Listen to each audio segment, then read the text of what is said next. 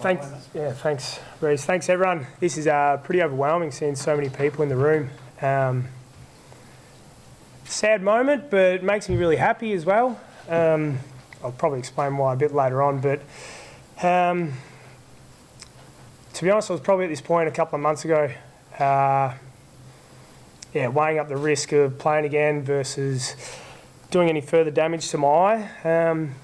And I felt like I was there, but I felt like there was so much I still hadn't had a crack with. And I mean, my personality, I'm probably a little stubborn, and it was probably my ego jumping in the way, I think a bit at times too, but I really wanted to make sure I'd left nothing in the tank, and I tried absolutely everything to get back, and I was close, far out I was close. And it's probably looking around, it's the moments in games that they're the reasons you want to play. I mean, we've got a showdown coming up this weekend, and I was like, not getting those moments again, laying those tackles and playing in front of that crowd and getting to do what we do with all this crew here and this footy club. I mean, I love my job.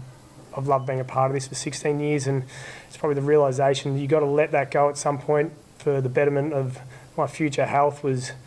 That was just pretty tough for me. But I do like seeing things, so I will keep my vision for the rest of my life, and that's something I'm going to cherish. I've dodged a couple of bullets along the way, and but I've got so many memories, which I'm sure I'll touch on, and so many people to thank over the course of the next probably few weeks. 16 years leaves you a lot of people to thank, so I probably won't do that in here today, but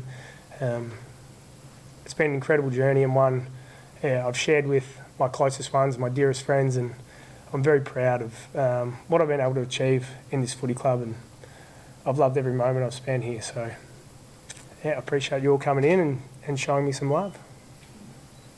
Congrats, Sloane. Was there a single moment where you No, as mentioned before, probably 2 months ago, I had that feeling, but I felt like there was so much I still could try and do. And if I hadn't made the call back then, I think I honestly would have definitely regretted the decision. But yeah, I know it's the right call. Absolutely. As I said before, I love my vision. I love seeing things. There's so much I still want to do in life, and I mean, there's certainly people I've chatted to along the way that have probably been on the other side of detached retinas that has definitely spooked me as well. And I mean, I've had all the medical advice you could possibly receive, and to continue playing probably would have meant ignoring that advice, which I just couldn't do in the end. Congrats, Rory. When you said you were close, how close were you? How close were you to maybe playing another game? I was probably a couple of days away from one game in particular going, yep, I feel like I'm ready. And then as it got closer, I was just like, well, what am I trying to achieve really? I was probably, to be honest, just wanting to chase that feeling again and just be part of this group and help out where I could. And that was probably my ego driving me. How hard was that to kind of, decide that, you can't play a game that you got so close, you actually have to put your ego aside a little bit? Yeah, exactly. You have to. To be honest, I'm not even sure if this guy would have let me. Him and Cal, I think they were pretty relieved I made this call, and they've always had, and that's one thing this club's always had, they've always put myself and my family and us as people ahead of the footballer. These guys have given me so much time throughout the last couple of months. I think everyone has. Have been rather patient, especially my wife. She's been extremely patient with this decision, but I'm so glad I took my time, because, as I mentioned before, I would have regretted it if I called this probably a couple of months ago. What was advice throughout the process? I think she was excited to see me play again, to be honest, and although the heightened level of concern, and of course my family's going to have that concern, but yeah, it's all, and this is where she was big on make sure I reflect as well. Because last year, to be honest, I probably shouldn't have even played last year with how my knee went and the amount of meniscus that got taken out of that. And reflecting on last year, I made sure I cherished every moment playing last year, looking around the grounds, making memories with my children. After games, there's some of the most beautiful memories that I think I'm going to cherish forever. So, to scrape that year in last year was something I'm really proud of, off the back of a pretty horrendous knee injury. So I'm proud of that. I thought I might be able to do it again and pull one out of the hat, and there's probably just too much this time. I was just going to say, how much does family influence a decision like this? If you're a single man, maybe it's a different decision, but... It's just weighing up, like, again, it's probably more the medical advice that I really had to take into consideration, and then what I was willing to risk. As I mentioned before, there's so much of life that I haven't explored yet with my children and family that I really want to be able to see that stuff for, and it's probably just putting a value on that. I saw you trialling the glasses. It's a case of they work and you can use them in games, but then it was the ultimate working spot on the wrong spot. That was kind of what you were weighing up. Yeah, the glasses actually, the Horace Grants, the Kareems, the boys gave me a few nicknames, but they actually felt quite good. You lost a bit of peripheral vision, which I think I would have needed around the ball and around stoppages, around contests. But unfortunately for me, the goggles weren't going to protect me from detached retinas. Detached retinas don't form from a poke in the eye. It's normally when you cop wax to the head. So ultimately, they weren't going to protect me from too much. You kind of mentioned the memories that you have. I mean, can you kind of touch on probably some of your favourite ones you've had involved in your footy career? I could be here a while. Definitely, as I mentioned before, bringing my friends and family along for the ride. And I remember my first game stepping onto the ground at the G, a whole pocket of fans and family from Upwade had come in on the train, and I remember that roar. As soon as I stepped on ground, that one will be embedded in my brain forever. I always remember looking at grand final teams and people warming up, and I was like, I'd love to have that moment, and I've still got that one embedded in my head. Looking around in the warm-up of the granny was unbelievable. I probably had half a Norm Smith at half time. I was thinking, I was like, actually, I'm going all right here. That sticks out in my mind. But there's so many moments, and it comes back to fans and moments at Amy, moments out here, the people you play with. It's more the characters you meet and the people you share those experiences with. And I could go on. There's a huge list, and but they're moments I'll reflect on as I go, and I'm sure I'll get reminded of a couple as well. When you re-signed last year, I think you said dragging out, kicking and screaming. Are you happy that you've left no stone unturned? And how's it been with Nixie and the people around the club and their advice and when you've been trying to come back? Yeah, I know everyone's got an ultimate way of how they want to retire, right? And I just wanted to make sure I had nothing left in the tank. I was probably going to play. I said to the boys I was going to play until I slowed down. I was running around and couldn't get a kick in the twos, and then they'd have to throw me out of the club for taking up space. So that was how I envisioned it, but no one ever finishes the way they want to. I just wanted to achieve a few things throughout my career, and I mentioned this to the boys earlier, but the three things for me were I just wanted to enjoy every moment. Enjoy the moment with the people, enjoy the wins, enjoy the losses, enjoy bouncing back from those hard times because they were super rewarding. I wanted to make sure I got everything out of my body. I pushed my body to the absolute limit, and I think I did. There was a bit left in the tank physically, but obviously the eye and the injuries I sustained there are probably the ones that got me in the end. And the last one, I've always just wanted to play footy the right way, the way I think the game should be played. That means going hard, winning your ground balls, your hard balls, your tackle, your pressure, putting your body on the line when you need to, help your teammates out, be the best teammate you possibly can, and just to make people proud, really, make my family proud and make my footy club, my fans, my teammates proud. That was how I wanted to be judged on my footy at the end of my career, and I think I got to that point, yeah. You touched on your children, your family, you see all the photos up there, you're walking out with the kids. I mean, is that one of the most proud moments that hopefully they'll remember? A few of those moments that Daddy was, one of the great AFL footballers. Yeah, I'm hoping they remember a little bit of this. I'm certainly hoping it's left an imprint in their mind, and that's, again, I'll talk about the club and the people involved in this great footy club. I've always felt like this club's welcomed my friends and family from the very moment I walked in here. It was my friends when I was 18 years old. Then it was my wife they welcomed in, and obviously my immediate family as well. But now they welcome my kids to the point my kids are so comfortable inside these four walls, and that's with all the boys over here, the staff upstairs. It is an unbelievable family footy club, this, and it does. It feels like, I've always mentioned, it feels like my local footy club, just on a bigger scale. And that's something I'm so proud of, to be involved with in this footy club, and I hope the people that have been here across all these years and have left that bit of legacy, that's something that they're proud of too, because it certainly makes my life so enjoyable here. Is there any sadness that you don't get a farewell game, but with that in mind, you look back at your 250 and how kind of special does that milestone come out for you? I've never really cared for milestones or like farewell games. As I said before, my ideal way to finish was helping young guys out in the twos and helping develop kids that way. So yeah, it never fussed me having a farewell game. It was probably more something for the fans, to be honest, and that's something I really look forward to Thursday night. Is that'll be my opportunity to thank all the fans that have meant so much to me over the years. Some of the greatest moments of football have been in front of all those people, and they've celebrated with us. They've certainly helped me through some heartbreaking moments too in life, where they've certainly rallied around myself and my family. So I owe a lot to the fans, and I won't ever be able to repay them, but Thursday night will be a small chance for me to be able to say thank you. How about the Geelong final, the lead up to the grounding? I think everyone remembers you going head to head with danger, and that realisation that you're making a grand final and doing it in front of your fans. What was that night like? Yeah, that whole night was incredible.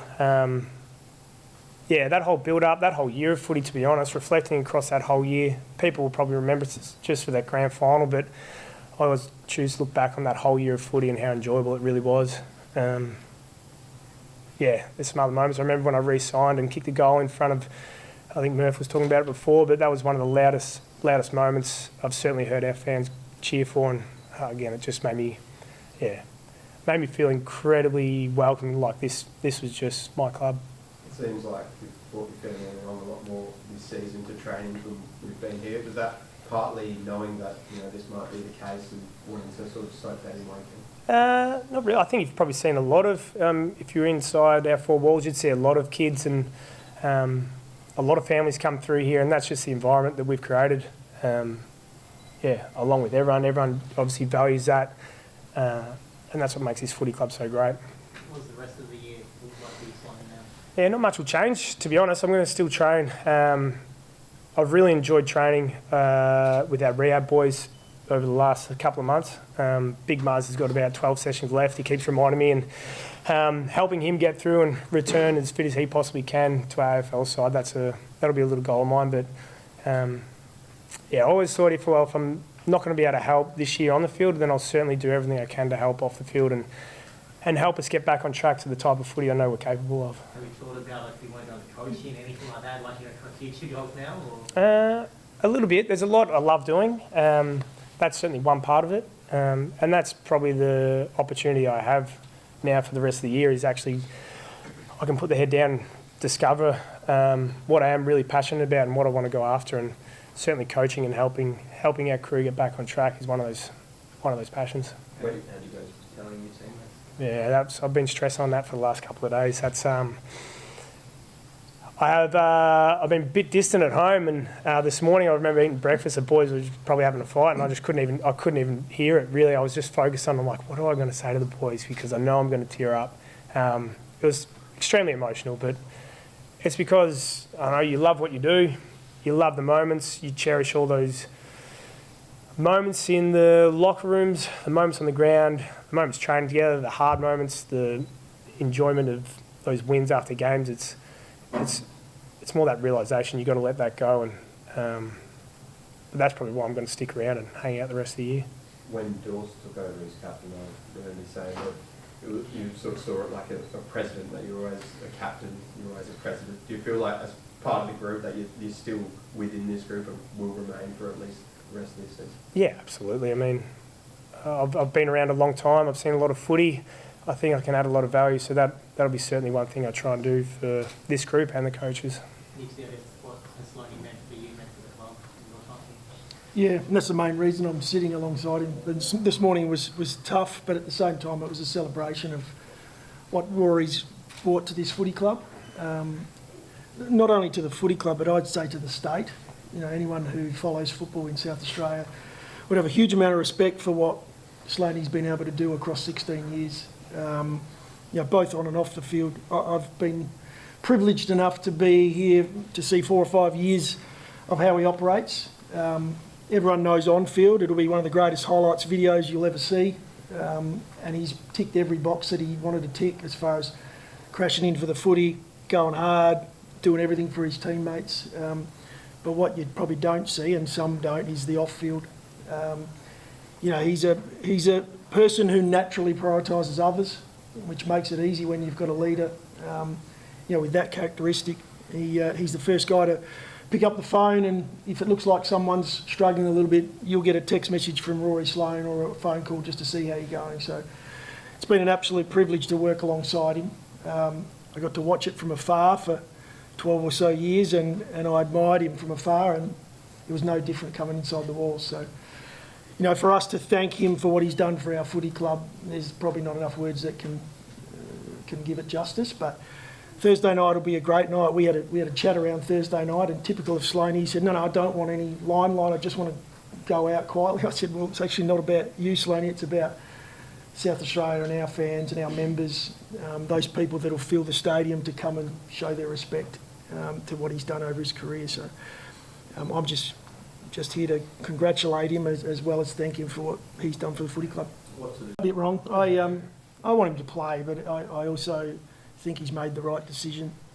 I'm mindful that it's not my decision at all, but I think it's time now. He's given everything to this team, to this footy club. I think it's time for Team Sloane to now have some time. And Belinda and the kids and the extended family have been amazing for this footy club, what they've been able to do to welcome others into the football club. So I think it's time that they now enjoy Dad. I think it's a really good decision that he's made. Do you think he would have overruled it, ruled it out if he did come to you and said, I feel like I can play, for me kind of thing? It's a hypothetical, that one. No, I'm not sure where that would have finished. He talks about, Rory, you talk about potentially going into coaching or developing. Do you think he's got... Do you think he sees an opportunity? Of course he does. He's been coaching now for 4 years that I've seen, probably longer. He's got an eye for the game. We've shared ideas across that 4 or 5 years. I've got no doubt that opportunity's there for him. It's one of those things, if he decides to put everything into that, then I've got no doubt he'll be successful. But there may be other things that he decides to go into. We'll see how it plays out. Showdowns are big enough. I mean, does this give the group any added motivation going into Thursday night? Look, when we sat here this morning and Rory opened up in front of the group, which is not the first time he's done it, but to actually talk through what it was he wanted to get out of football and what his priorities were, I'm pretty sure that's inspired a number of our guys to go down the same path. So I think you'll find it'll be a pretty red-hot contest on Thursday night. Is Adelaide home for you now, Rory? Yeah, I don't know, it's been 16 years out of 34. It's a big chunk of your life, and that's, I know we always have that discussion, my wife and I, but we have fallen in love with the state, a lot to do with this footy club and the people inside it. But yeah, I mean, that's also that's also unknown. That I'm just always open to whatever comes next. Like, if I thought right now in the short term, it's like, yeah, of course, because I love this place and the people inside it, but you never know where life takes you. I said to Belinda years ago, I'm like, let's go to Italy, move to Italy for a year and just go live, I don't know. So I could find myself anywhere. Your relationship with Tex at Hockey Club, your career and stuff. You're trying to draw some emotion out of me now, aren't you? Far out. I mean, I came in, Tex was already here, a year under his belt. I can't even look at him when I'm going to say this, but I don't know, and there's a few others as well. You got Smitty, Laddie. There's a lot of us that experienced so much over the past 16 odd years in this footy club that I don't think many people would have experienced in any other industry. We've lost people, we've had extreme highs, some pretty tough lows. We've really been through it all. But what I'm proud of is if we stuck together and we stuck true to who we are. And I'm pretty proud of that. But that's, yeah, you definitely don't end up as a Victorian in South Australia playing for 16 years without people like Tex and his family. His beautiful wife, Ellie, has been such a huge rock for my wife, Belinda. Their whole family's been incredible support for us. So, yeah, very, very lucky and fortunate to look back and go, I've had a pretty incredible career with amazing best mate right beside me. How have you grown in the 16 years? Well, I was a boy when I came here. Yeah, turned into a man, got married, had kids. As I said before, it's just like, I don't think I've grown. I think the footy club helps you grow. And that's what footy clubs do, no matter at what level. We've gone through every high moment and every challenging moment in life, pretty much biggest milestone in life with this footy club, and they've been there right beside my whole family's side that whole time, and I think it's just helped shape me into the person I am. What do you think the legacy you'll leave will be? What do you hope? I'm not sure. I hope it's probably those three things I touched on earlier, and enjoy it. Like, I think I've managed to enjoy every moment, even the challenging ones. Find a way to enjoy it. Choose a positive attitude to attack anything hard in life. Said before, get everything out of your body, push your body to the limit, and the last bit is just prioritise others, be the best teammate you possibly can, because ideally everyone just wants to make their family and their friends proud. So I hope that's it. Very good. Thanks, guys. I might just touch on one more, sorry, Reece, but yeah, the only thank you I'll mention quickly is just my family, my immediate family. They're not here today, and my in-laws. The amount of trips my friends and family made to come over here to support us, that definitely has helped my wife and I feel so comfortable here and still feel so loved. They love South Australia as much as we do, and to my wife, B, she won't look at me now, she won't be able to, but I met B back when I was 21 and still very much a boy. I'm so proud of the man I've become, but it's because of you and how you've shaped me, and how you've been there for me. I've taken a lot of inspiration from you across the years. You're incredibly brave, probably the strongest person I've ever met. So to share this with you has been an unbelievable journey, and I love our kids. And I thank them all so much for making my journey so good. It's been an incredible one. I'm excited what life's to bring for us after this. You guys are the reason life's so good. So thank you to my family, my beautiful family.